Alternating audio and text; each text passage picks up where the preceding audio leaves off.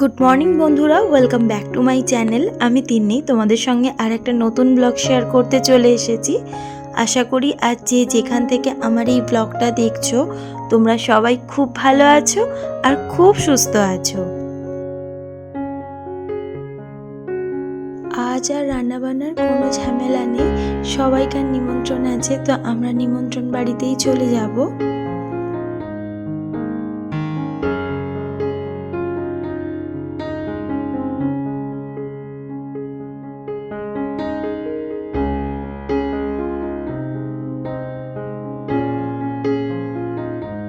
আজ আমাদের এখানে যাত্রা মায়ের পুজো আছে।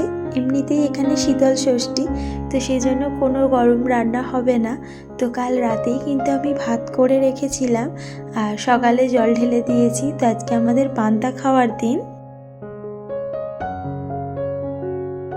রান্না একটা বড় কাজ, আর সেই হেডেকটাই আজকে নেই। সেই কারণে ঘর তো নিজের ইচ্ছা মতো গুছিয়ে যাচ্ছি, কেন কোনো রকম আজকের মাথায় চাপই নেই যে রান্না করতে হবে। আর এইরকম সুযোগ কিন্তু বারে বারে আসে না, খুব কমই আসে যে রান্না করতে হবে না।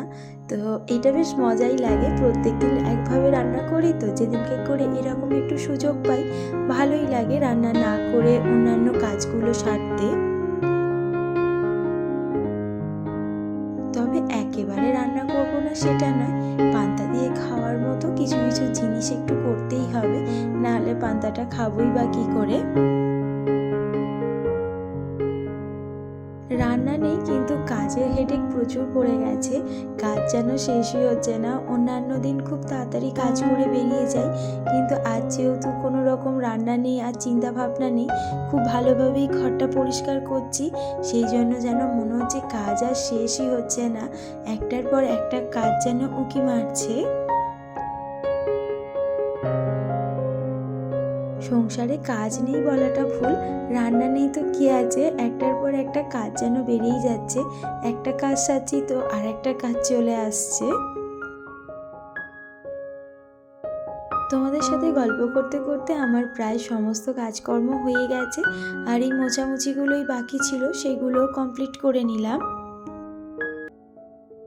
পা মোজাগুলোকে ঝেড়ে রোদে দিয়েছিলাম, তো মোছার পরে সমস্ত পা মোজাগুলো আবার ঘরের সামনে সামনে দিয়ে দিচ্ছি।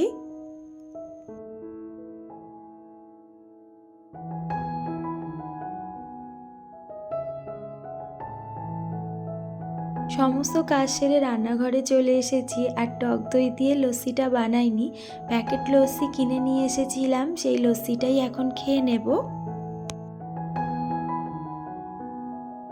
বাড়িতে বেশ কয়েকজন আসবে, তো সেই জন্য একটু রসনা বানিয়ে রাখছি। গরমের দিনে এটা খেতে বেশ ভালো লাগে, আর এটাকে কিন্তু এক্ষুনি ফ্রিজে দিয়ে দেবো। বরফ তো দিচ্ছি, আর যতক্ষণ না ওনারা আসে ততক্ষণ ফ্রিজে রেখে দেবো, আর ঠান্ডা ঠান্ডা রসনাটা খেতে ভালোই লাগবে।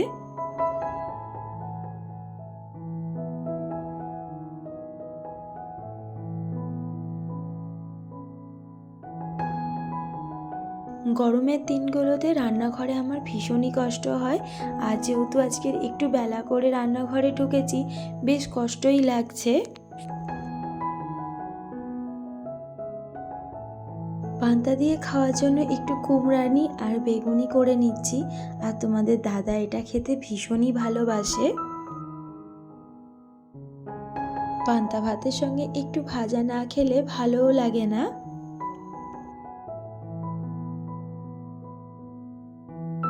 বিয়ের পর আমি কিন্তু এই কুমড়ানি আর বেগুনি একদম ভাজতে পারতাম না, পুরো চিপসের মতো হয়ে যেত। কারণটা হচ্ছে আমি বেসনের মাপটা একদম ঠিকঠাক দিতে পারতাম না। তবে এখন করতে করতে ভালো মতোই শিখে গেছি, আর এখন অনেকটাই সুন্দর হয়। পরিশ্রম, অভ্যাস আর মনের যদি জোর থাকে, মানুষ সব কিছুই শিখে ফেলতে পারে। প্রথম দিকে আমাকে এই ভাজা নিয়ে অনেকে অনেক কথা বলেছে, যে একটা সাধারণ বেগুনি বা কুমড়ানি ভাজতে জানো না। তো তখন থেকে কিন্তু আমি একটা মনে স্থির ধারণা করে নিয়েছিলাম যে যেভাবে হোক আমাকে পারফেক্ট এগুলোকে ভাজতেই হবে, যাতে এই সমস্ত কথা আমাকে কেউ বলবার মতো আর সাহসটাই না পায়। যে কোনো কাজে পরিশ্রম আর বুদ্ধির তো দরকার হয়, তার সঙ্গে কিন্তু চেষ্টার দরকারও থাকে। মানুষের মধ্যে যদি চেষ্টা থাকে, সে সমস্ত কাজ করে ফেলতে পারে। সংসারের এখন যে কোনো কাজই হোক না কেন, আমাকে কিন্তু কারোর শেখাতেও হয় না আর কাউকে কিছু বলতেও হয় না, আমি সবটা নিজে একা হাতেই করি। আর তাছাড়া বিয়ের আগে থেকেই আমার মা কিন্তু আমাকে সমস্ত কাজকর্ম শিখিয়েই ছিল। এমনিতেও আমার কাজ করতে ভালো লাগে, যে পড়াশোনা করেছি বলে কোনো দিন কোনো রকম কাজ করিনি সেটা কিন্তু নয়। আমরা জুতো সেলাই থেকে চণ্ডীপাঠ পর্যন্ত মা সমস্ত কিছুই শিখিয়েছে। আজ দুপুরের লাঞ্চের থালিতে কী কী আছে তোমরা একবার দেখেই নাও, আমার তো এক্ষুনি জিভে জল চলে আসছে। খাওয়া দাওয়া সেরে নিয়েছি আর প্রচণ্ড ঘুম ঘুম পাচ্ছে। কেন পান্তা খেলে এমনিতেই একটু বেশি ঘুম পায়, কিন্তু আমি আর শুলাম না। অনেক দিন ধরে গাছগুলোকে রিপোর্ট করা হচ্ছে না। এই মুহূর্তে যদি জবা গাছগুলোকে রিপোর্ট করে না দিই তাহলে জবা ফুলগুলো হবে না, আর গাছগুলো এমনিই দাঁড়িয়ে থাকবে, দেখতেও ভীষণ বিরক্ত লাগে। আর আজ যখন একটু হাতে সময় আছে, সেই জন্য ভাবলাম এই সমস্ত কাজগুলোই আগে সেরে নিই। সংসারের কাজ কিছুতেই শেষ হওয়ার নয়, একটার পর একটা কাজ করেই যাচ্ছি। শুধু রান্না করাটাই কাজ নয়, সংসারের আরও অনেক জিনিস থাকে, সেগুলো কাজের মধ্যেই ফেলতে হয়। আর দেখো সকাল থেকে উঠে কিন্তু আমি এখনো পর্যন্ত একটুও বসিনি, একটার পর একটা কাজ করেই যাচ্ছি।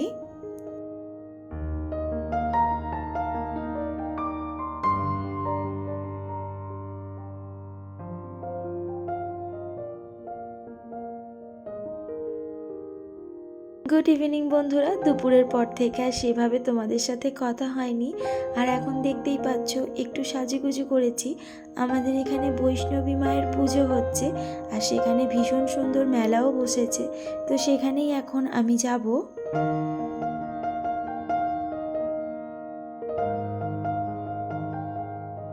বাড়ি থেকে কিন্তু একটু দূরে, সেই জন্য টোটো ধরে নিয়েছি। টোটো করে চলে যাচ্ছি বৈষ্ণবী পুজো দেখতে।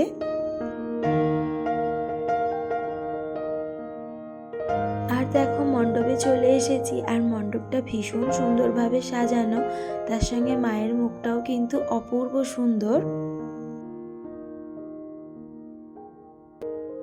আর রাস্তাটা আলোয় আলোয় ভরে রয়েছে, ভীষণ সুন্দর দেখতে লাগছে আলোগুলোকে।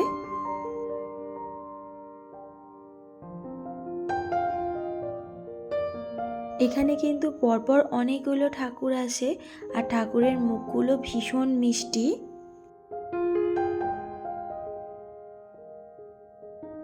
এই মন্দিরই হলো বৈষ্ণবীর মায়ের প্রতিষ্ঠা মন্দির। এখানে মা সারা বছরই বিরাজমান। মায়ের সাথে বাবা থাকবে না এটা তো হতেই পারে না। এখানে দেখো বাবা মহাদেব বসে আছেন। আর রাস্তাগুলো দেখো ভীষণ সুন্দর লাগছে, আর এরকম লাইটিং এর মধ্যে দিয়ে দিয়ে যেতে আরো বেশি ভালো লাগছে। আর একটা মণ্ডপে এখন চলে এসেছি, আর এখানের থিমটাও কিন্তু ভীষণই সুন্দর।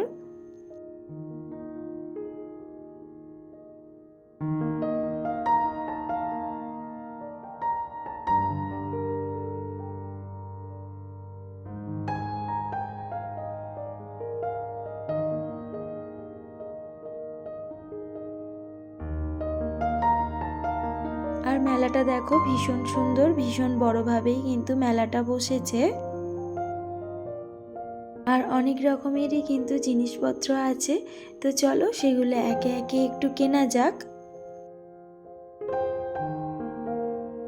আর এটা একটা ছবির দোকান, আর এখানে নানান রকমের ছবি আছে, তবে আমি একটা ছবিও নিয়ে যেতে পারবো না, কেন ছবিগুলো বেশ বড় বড়, আর এরম ধরনের ছবি আমাদের ঘরে লাগানো যাবে না।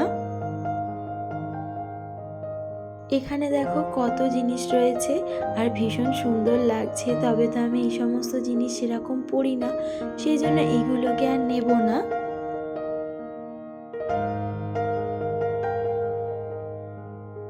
মেলায় এসেছি আর কাপ প্লেট কিনবো না, এটা তো হতেই পারে না।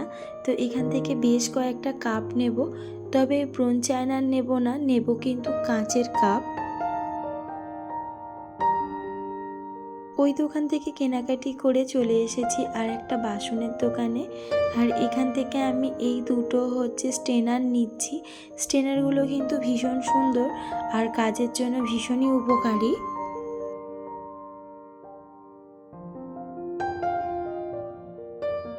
আর কিছুক্ষণ আগেই কিন্তু বাড়ি এসেছি আর শরীরটা বইছে না। আর একটা ঘোড়ার পিকচার নিয়েছি, এই পিকচারটা কিন্তু এখানেই লাগিয়ে দেব। ঘর বারান্দাকে যত সুন্দরভাবে সাজানো যাবে, ঘর বারান্দা ততই সুন্দর হয়ে উঠবে।